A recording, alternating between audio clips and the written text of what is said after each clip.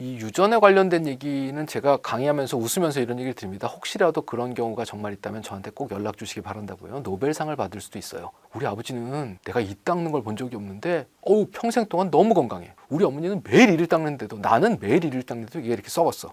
대부분의 경우 생활 습관과 식습관에서부터 옵니다. 일단 교정치료는 부정교합이라는 데서 시작이 됩니다. 이 부정교합은 이가 위아래가 잘 안 맞는다는 건데요. 하나는 이가 잘못한 게 있어요. 삐뚤삐뚤해요. 이 사이에 틈이 있어요. 뭐 이가 나왔어요. 튀어나왔어요. 이런 것들은 치아가 잘못한 겁니다. 그 치아를 바로 잡으면 되는 거고. 그런데 윗니 아랫니가 다 가지런한데 씹어봐 그랬더니 안 씹히는 거예요. 이건 위아래 뼈에 문제가 있는 겁니다. 이 뼈에 문제가 있는 부정교합을 골격성 부정교합이라고 하는데요. 보통 이 골격성 부정교합 중에 제일 잘 알고 계신 거는 주걱턱이에요. 주걱턱은 이를 다 빼도 주걱턱입니다. 이렇게 뼈에 문제가 있는 경우는 치료 시기가 영구치가 나왔느냐 안 나왔느냐와 상관없이 일찍 시작됩니다.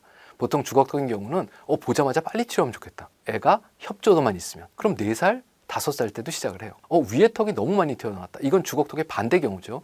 이렇게 위가 나온 경우는 초등학교 3학년, 4학년 이때쯤 시작합니다. 이때도 입안에는 전디가 있습니다.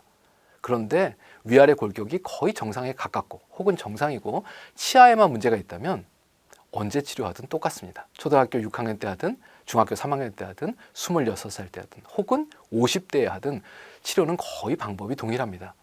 이게 이제 의료적인 측면으로 보면 또 다른 거는 이제 사회 경제학적인 측면이 있습니다. 어렸을 때는 본인이 삐뚤삐뚤해도 장치 붙이고 치료하는 거 별로 원하지 않아요. 그러면 말도 잘 안 듣고 이도 잘 안 닦습니다. 그런데 20대에 본인이 원해서 하면 정말로 관리 잘하거든요. 그러니까 사실 이거는 애가 말을 듣고 치료에 관심이 있느냐와도 연관성이 있는 거죠. 이게 골격성 부정교합인지 아니면 단순히 치아의 문제인지 이건 집에서 판단하지 마시고 반드시 치과의사, 교정 전문의한테 검진을 받으시고 적절한 치료 시기에 얘기를 들으시는 게 맞고요. 골격적인 문제가 없다. 그러면 그때는 집에 가서 가족회의해서 애가 정말 치료받을 의지가 있는지 확인 한번 해보고 설득해보고 치료 시작하는 게 맞지 않나라는 생각입니다. 기본적으로는 모든 얘기를 할 때 내가 살아보니까 그렇더라라고 하는 게 가장 믿을 수 없는 얘기고요. 내가 치과 의사니까 내 얘기를 믿어라라는 게 사실은 가장 근거 없는 얘기일 수도 있습니다. 우리가 논리적으로 한번 그냥 생각을 해보시자고요. 1번 칫솔로 뭘 하는 걸까요? 눈에 보이지 않는 치아에 붙어있는 세균을 조절하는 겁니다. 현미경적인 일을 하는 거예요.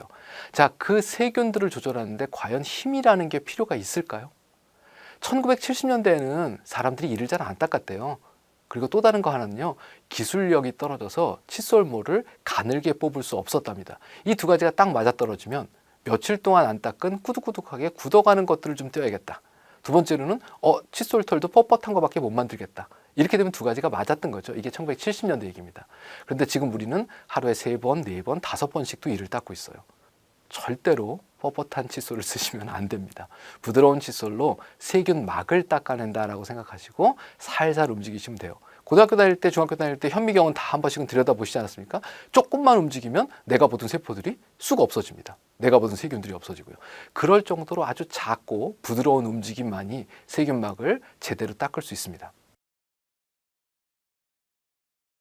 일단 기본적으로 입에서 냄새는 다 납니다. 안 나는 사람은 없어요. 왜 그러냐면 건강한 사람도 침 냄새라는 게 있단 말이죠. 그런데 이제 남들이 느끼기에 불쾌한 냄새를 내는 건 보통 황화합물 계열이라고 얘기를 합니다. 이게 크게 보면 두 종류가 있는데 하나는 입에서 나는 거고요. 또 다른 거 하나는 속에서 넘어오는 건데 비율로 보면 대다수가 입에서 나는 게 문제랍니다. 어디서요? 음식물이 썩으면서 나는 겁니다. 잘 닦으시면 입냄새는 많이 줄어듭니다. 자, 닦아야 되는 거는 두 가지 부위가 있죠. 잇몸 테두리가 있습니다. 치아 사이가 있고요. 그렇게 해서 꼼꼼하게 칫솔질 잘 하시고 치간 칫솔 쓰시면 입냄새가 정말 많이 줍니다. 또 다른 거 한 군데는요, 혀입니다. 혀를 반드시 닦으셔야 되는데 혀는 칫솔로 잘 안 닦인답니다. 그래서 혀는 긁으셔야 됩니다라고 얘기해요. 그래서 혀 긁개가 따로 나옵니다. 털 모양이 달려있는 게 아니고 약간의 플라스틱이나 쇠로 된 건데 날이 있는 거죠. 이거 가지고 긁으시면 혀만 긁어도 입냄새의 70~80%가 줄어든다라고 얘기를 하고 있습니다. 이제 또 다른 거 하나는 연령이 좀 증가하면 입이 좀 말라요. 그 얘기는 싱크대에 물 틀어놓고 설거지 담가놓은 게 아니고 바깥쪽에다 밥 먹은 공기를 그냥 내놓은 것 같은 겁니다. 그러면 빨리 말라붙고 빨리 변질이 일어납니다. 그래서 연령대가 좀 늘어나면 입냄새가 어쩔 수 없이 조금 늘어나는 거기 때문에 남들보다는 조금 더 열심히 닦으실 수밖에 없는 거죠. 나머지 하나는 심리적인 게 있습니다. 내가 나이도 들고 이러다 보니까 자꾸 입에서 냄새가 나는 것 같고 그래서 입을 좀 가리는데 실제적으로는 검사해보면 그렇게 냄새가 심하지 않은 분들도 꽤 있어요. 그래서 우선 깨끗하게 닦으시고 자신감 있게 말씀하시고 입이 마르지 않게 계속 물 드시고 이러면 제가 봤을 때는 입냄새 걱정은 많이 줄이실 수 있을 거다라는 생각이에요. 제일 많이 물어보시는 게 안 쓰는 것보다 낫진 않아요. 이벤트입니다. 비포장도로를 주말에 갔다 와서 차에 온통 지저분한 진흙들이 다 튀었어요. 세차장에 갑니다. 500원짜리 동전을 몇 개 집어넣고 나면 첫 번째 주는 게 고압 세차건이라는 걸 줍니다. 이걸 가지고 막 차에다 물을 뿌리면 진흙도 다 떨어져 나갔어요. 이제 세차 끝났다라고 집에 가시는 분이 혹시 계십니까? 차 표면에 가서 손으로 한 번만 문지러 보면 때국물이 쭉 흐르죠. 눈에 보이는 것만 떨어지는 겁니다. 이게 구강세정기입니다. 음식물 찌꺼기는 빼낼 수 있지만 치아면에 붙어있는 세균막은 하나도 못 건드립니다. 그 시간에 칫솔질을 하셔야 됩니다. 그 시간에 치간 칫솔을 쓰셔야 되고요. 또 다른 하나는 치과에서도 똑같은 그 물 뿌리는 도구가 있지 않습니까? 치과에 가면 물 쭉 뿌려주는 거예요. 이건 의료적으로 만들어서 압력을 조절해 뒀습니다. 이 정도의 압력 이상이면 잇몸이 상한다. 그런데 상업적으로 나와 있는 그 구강세정기의 압력은 치과에서 의료용으로 쓰는 거에 비하면 엄청나게 강합니다. 잇몸 상태가 안 좋으신 분들이 이걸 잘못된 방법으로 사용하시면 바깥쪽에 있던 세균과 음식물 찌꺼기를 뿌리 쪽으로 밀어 넣을 수도 있어요. 그러면 크게 다치실 수 있습니다. 보통 의료인이 일반인에게 자가관리 도구를 권할 때 원칙 중에 하나는 잘못 쓰더라도 외상을 일으키지 않는 도구를 권해야 된다라고 얘기를 하고 있는데 사실 이 도구는 잘못 쓰면 외상을 만들거나 염증을 만들 수도 있는 도구이기 때문에 의사 입장에서는 그렇게 적극적으로 권하지는 않고 있습니다. 안전한 도구, 내 손으로 꼼꼼하게 칫솔질하고 치간칫솔 쓰시면 사실 그 구강세정기는 굳이 사용하실 필요는 없는 도구라고 생각이 됩니다. 지금 우리가 보통 가글이라고 얘기하는 거는 입안에 있는 세균을 죽이겠다는 시도입니다. 그래서 세균을 죽여서 입안을 건강하게 만들자. 이 기획 의도는 되게 좋죠. 그 다음번에 세균이 죽느냐? 죽습니다. 죽으니까 전부 다 팔고 있는 거죠. 이 두 종류가 있습니다. 우리가 제일 많이 보고 있는 가글인 두 번째로는 리스테린 이렇게 두 가지 상품명을 갖고 있는데 둘 다 성분은 다르지만 세균이 죽는 건 맞습니다. 근데 치과에서 양치 후에 가글 하지 말라라는 얘기를 어디선가 들으셨다면 가글인이라는 성분이 세틸피리디늄 클로라이드라는 어려운 이름을 갖고 있는 살균제인데 이 성분이 치아 간에 거품 내는 성분과 만나면 치아에 변색을 일으킨답니다. 그래서 거품 많이 나는 치약 가지고 칫솔질 하신 후에 바로 가글인을 쓰시면 착색의 가능성이 있다. 그러니까 쓰지 말라라는 아마 얘기를 들으셨을 것 같고요.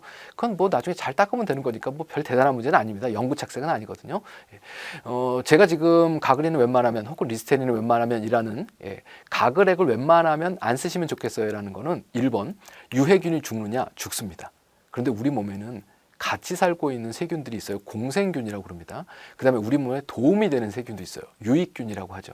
이런 균들이 다 같이 죽어요. 그러니까 치과에서 정말로 세균의 문제 때문에 이 화학적인 가글액이 필요하다고 하면 처방을 해드립니다. 그러니까 그 처방 기간 동안에 쓰셔서 도움을 얻으시는데 매일매일 쓰시는 건 별로 권하고 싶지 않다라는 얘기고요.